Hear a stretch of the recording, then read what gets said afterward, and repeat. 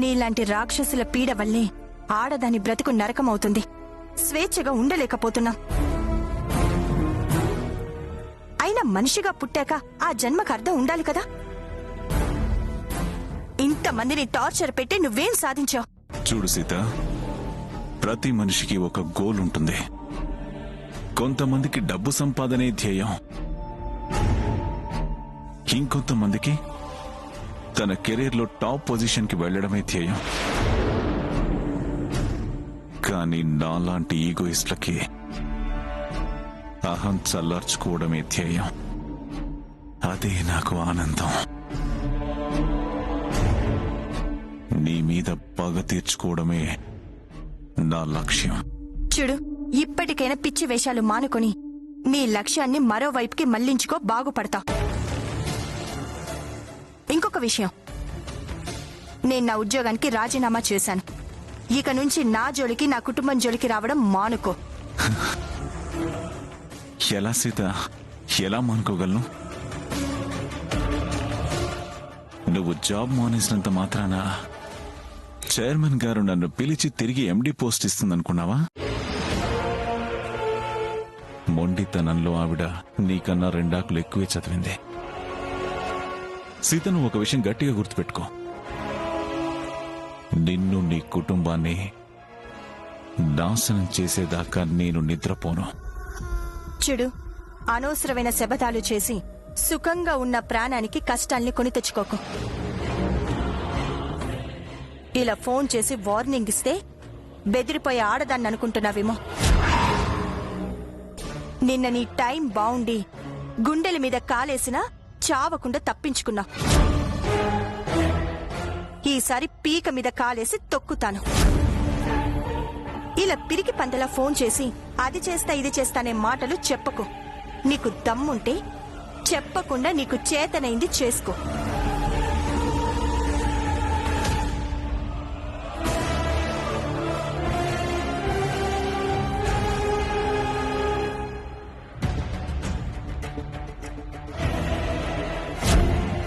ఇప్పటిదాకా నా విషయంలో ప్రతిదీ నీదే పైచేయిందని విర్రవీగి సవాల్ విసురుతున్నావా సీత? నేను నీ మీద కొట్టే దెబ్బకి జీవితాంతం బతకలేక చావలేక జీవితాంతం కుమ్మిలి కుమ్మిలి ఏడుస్తా.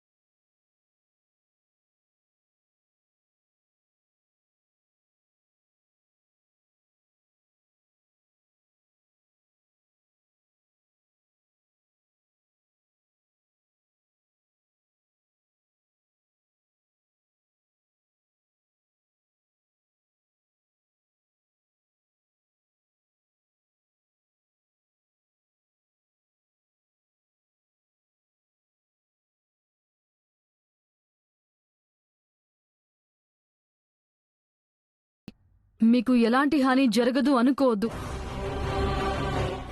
సీతక జాబ్ మానేస్తే తప్ప మీరు సేఫ్గా ఉండలేరు. ఆవిడగా రాగానే ఉద్యోగం మానేయమని గట్టిగా చెప్పండి బావగారు.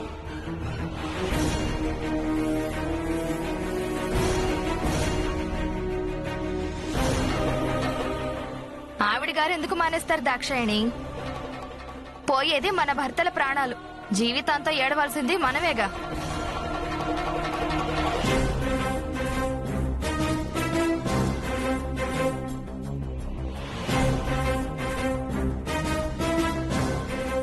ఏమైనా అంటే మృత్యుంజయ హోమం జరిపించాం కాబట్టి ఇక ఎలాంటి హాని ఉండదు అని 4 ధైర్యం కలిగించే మాటలు చెప్పేస్తుంది.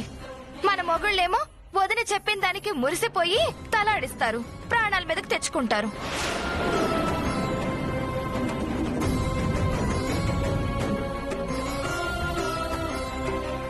ఏహే, ఆడు చేసిన లుచ్చ పనికి అక్కనంటారేంది?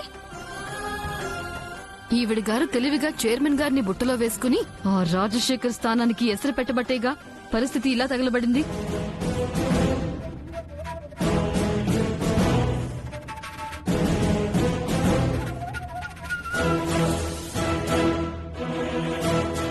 అయినా వాడు తప్పుకోమన్నప్పుడే ఉద్యోగం మానేసుంటే ఈ దరిద్రమే ఉండేది కాదు కదా. ఎందుకమ్మా అలా మాట్లాడతారు? సీత ఎప్పుడైనా తన స్వార్థం చూసుకుందా? తన మరుదులు క్షేమంగా ఉండాలని హోమం చేయించింది. చైర్మన్ గారు ఎండీ పోస్ట్ ఇచ్చినందుకు దానికి రాజశేఖర్ పగ పెంచుకుంటే దానికి సీత ఎలా కారణం అవుతుంది?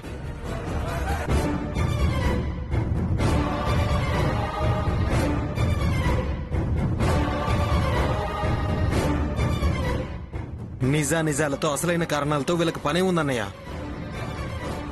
ఏదో విధంగా వదిన 4 మాటలు అనకపోతే వీళ్ళకి తిండి సహించదు, నిద్ర పట్టదు. చాలండి.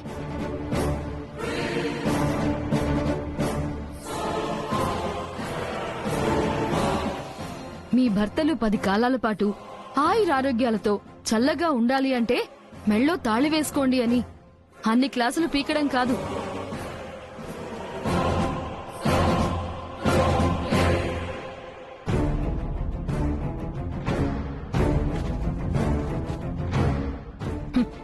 మీ వదిన గారు జాబ్ మానేస్తే ఆ రాజశేఖర్ మన జోలికి రాడు. మేము తాళిబొట్టు వేసుకున్నా వేసుకోకపోయినా చల్లగానే ఉంటారు.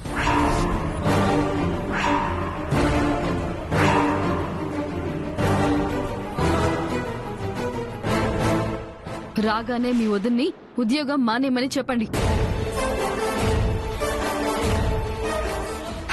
బావగారు, వాదనలు అనవసరం. అక్క ఉద్యోగం చేస్తే ఎప్పటికైనా మా భర్తలకు ప్రమాదమే.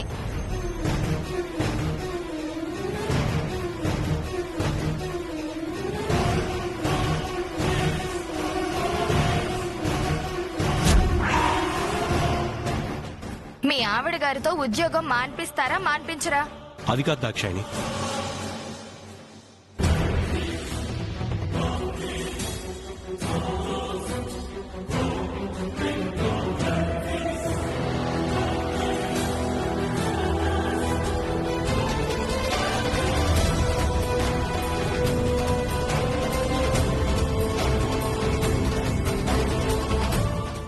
ఏమైంది? ఎందుకు అందరు అలా ఉన్నారు?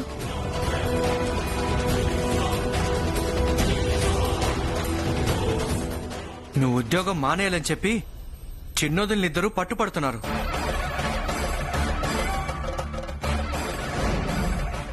పట్టుబట్టుడు కాదక్క, పెద్ద బావ గారిని కూడా నిలదీసి లొల్లి చేస్తుండ్రు.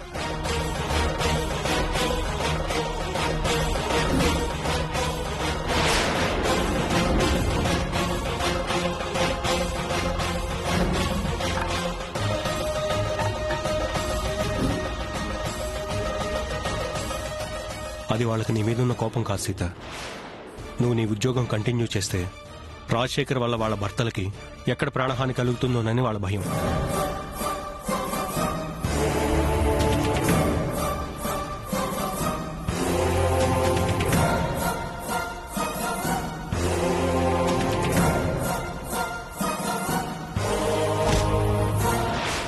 ఒక విధంగా వాళ్ళ ఆవేదన కూడా కరెక్టే కదా సీత.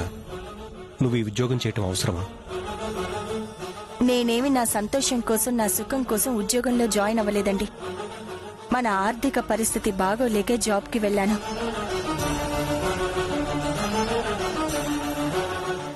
ఏమనంటే ఇది ఒకటి చెప్తావక్క. ముందసలు ప్రాణాలతో ఉంటేనే కదా మన కుటుంబానికి ఉండే ఇబ్బందులు, ఆర్థిక పరిస్థితుల గురించి ఆలోచించేది.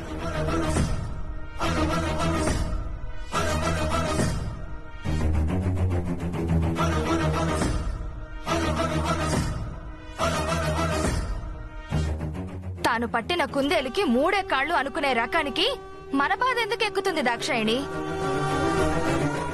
అయిపోయిందా? ఇంకా ఏమైనా ఉందా?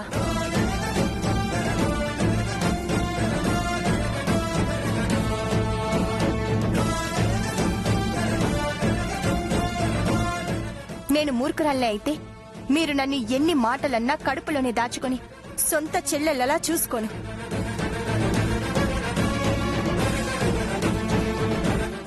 నా భర్త నేను సంతోషంగా ఉంటే చాలనుకుని నేననుకొనుంటే మీ భర్తల్ని నా బిడ్డల్లా చూసుకోను. అసలు వాళ్ళ ప్రాణాల గురించి నాకెందుకు చింత అని నేను మొండిగా ఉంటే ఇప్పుడు ఉద్యోగానికి రాజీనామా కూడా చేసి రాను.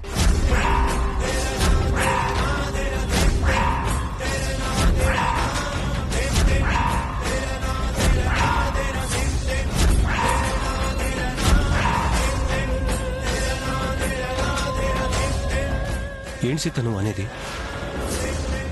ఉద్యోగం మానేస్తున్నావా? అవునండి. నా కుటుంబ క్షేమం, నా కుటుంబ పరువు మర్యాదలే నాకు ముఖ్యం.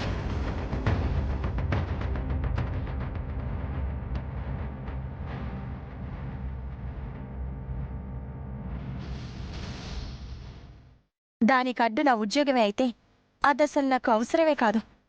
అందుకే చైర్మన్ గారిని కలిసి ఆవిడ్ని రిక్వెస్ట్ చేసి ఉద్యోగానికి రిజైన్ చేసి వచ్చాను.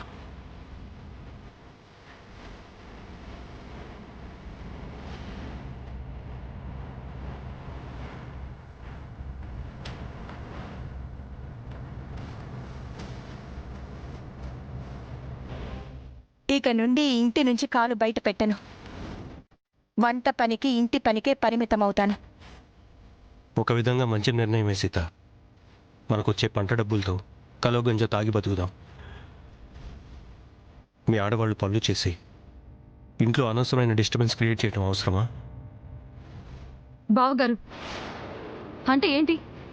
అక్క ఉద్యోగం మానేసింది కదా అని ఇప్పుడు మేం కూడా మా పనులు మానుకోవాలా? అదేగా చెప్పేది. మీరంతా సంపాదన కోసం గడపలు దాటింది చాలు. మేమే ఏదో ఒక పని చేసి మిమ్మల్ని పోషిస్తాం.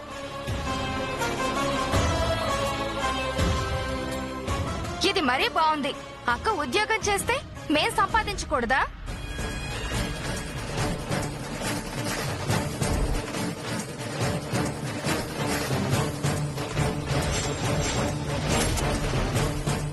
ఈవిడ గారు రాజీనామా చేస్తే మేం కూడా రాజీపడి ఇంట్లో కూర్చోవాలా?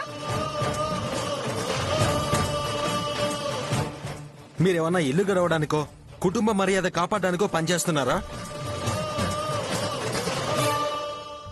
వదిన చేస్తుంది అన్న ఆంతోనే కదా మీరు కూడా జాబ్లు చేస్తుంది.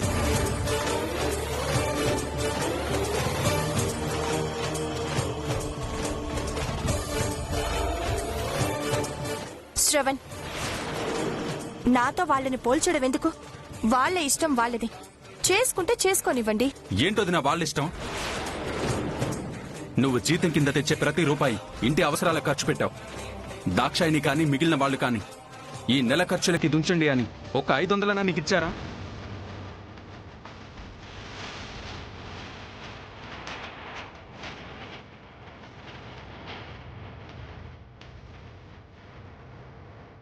అలాంటి వాళ్ళు సంపాదించి ఊళ్ళేమన్నా ఏళ్ళాలా? మమ్మల్ని భలే తెలివిగా ఇరికించి మా భర్తలతోనే తిట్టిస్తావక్క. మా మీద ఏదో అభిమానం ఉన్నట్టు నటించి మాకే సపోర్ట్ చేస్తున్నట్టు మాట్లాడి వాళ్ళని భలే రెచ్చగొడతావు.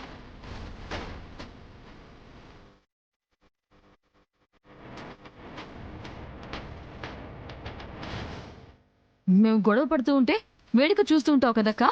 బుద్ధి లేకుండా మాట్లాడక దాక్షాయిని. అనే నోరు ఊరికే ఉండదు అంటే ఇదేనేమో. నేను ఉద్యోగం మానేసి ఇంటి పట్టునే ఉండడం అనేది అది నా ఇష్టం. మీరేం చేస్తారో అది మీ ఇష్టం. కానీ అనవసరమైన గొడవలు మాత్రం పెట్టాలని చూడకండి. మాకేమంత సరదా లేదు. ఎవరు ఎన్నైనా చెప్పండి, నేనైతే నా మోడలింగ్ ని మానుకోనంటే మానుకోను.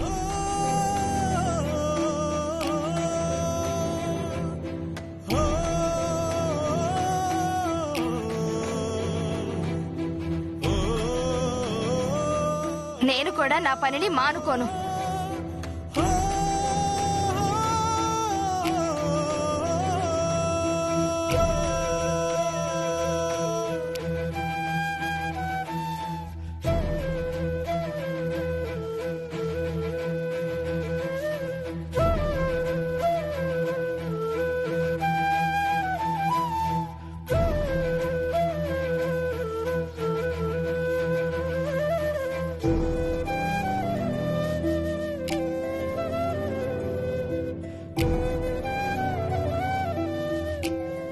ఏంటండి వీళ్ళు?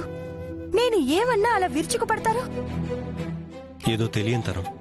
పట్టించుకోకు సీత, వదిలే.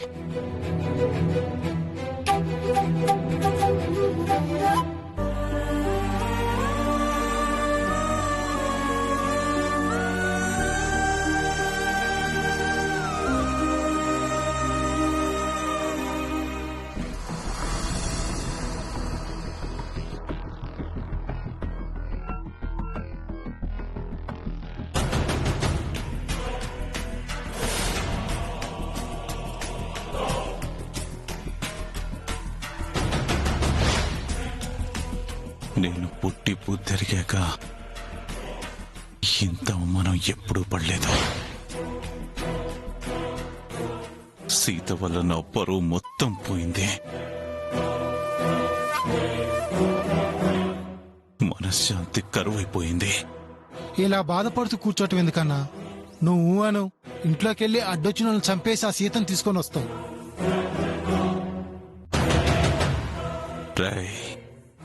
బలం ఉన్నోడు శరీరం మీదే కొడతాడు, బుద్ధి బలం ఉన్నోడు బతుకు మీద కొడతాడు. చంపితే ఏముందిరా, 2 నిమిషాల్లో నా అహం చల్లారిందో లేదో తెలుసుకోకుండానే సీత ఊపిరిపోతుంది. అది కాదు నాకు కావాల్సింది. మరి ఏం చేస్తారన్నా?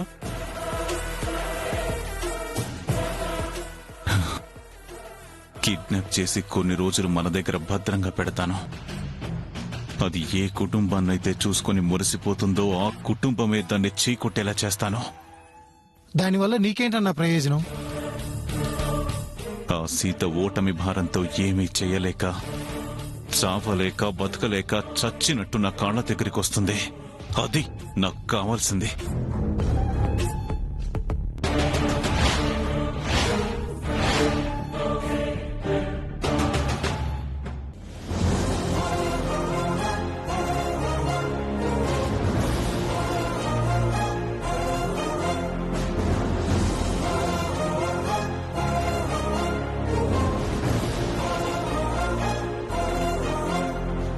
ఆగండి, ఎవరు కావాలి? చైర్మన్ గారు మమ్మల్ని ఒకసారి కలవమన్నారు. మీరెవరు? మేడంని కలవడానికి వచ్చాం. వెంకట్రావు, వాళ్ళని పంపించు.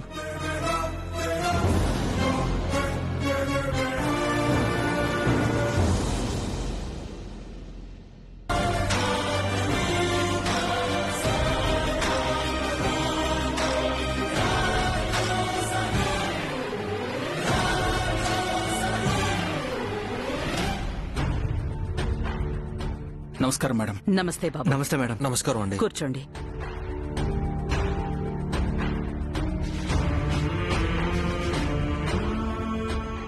మమ్మల్ని ఎందుకో కలవాలన్నారంట మేడం. అవును,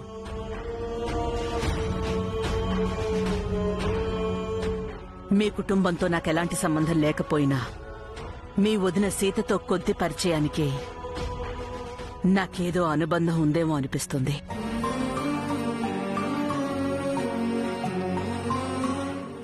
వయస్సుతో కూడిన పెద్దరికంతో మీ కొన్ని విషయాలు మీ వదిన గురించి చెప్పాలనిపించింది. అందుకే రమ్మన్నాను. చెప్పండి మేడం.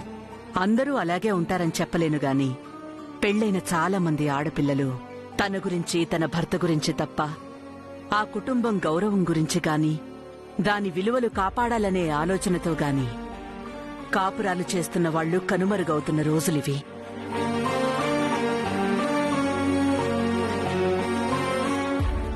ముఖ్యంగా ఉమ్మడి కుటుంబంలో మరుదులని, తోడికోడళ్లని పరాయివాళ్లుగా తప్ప తన సొంత వాళ్లుగా భావిస్తున్న ఆనవాళ్లు చెరిగిపోతున్న రోజులివి.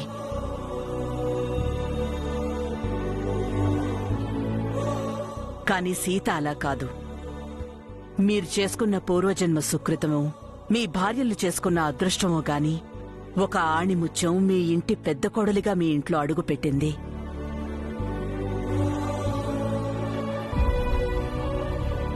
కేవలం సంపాదన కోసమే చాలా మంది ఆడపిల్లలు సంసారాన్ని నిర్లక్ష్యం చేస్తున్నారు.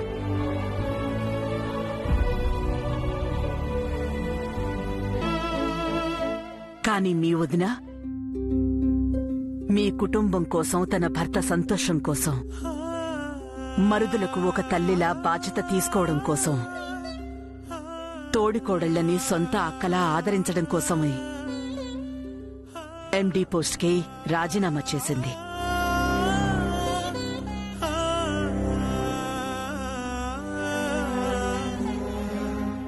మీకోసం మాత్రమే.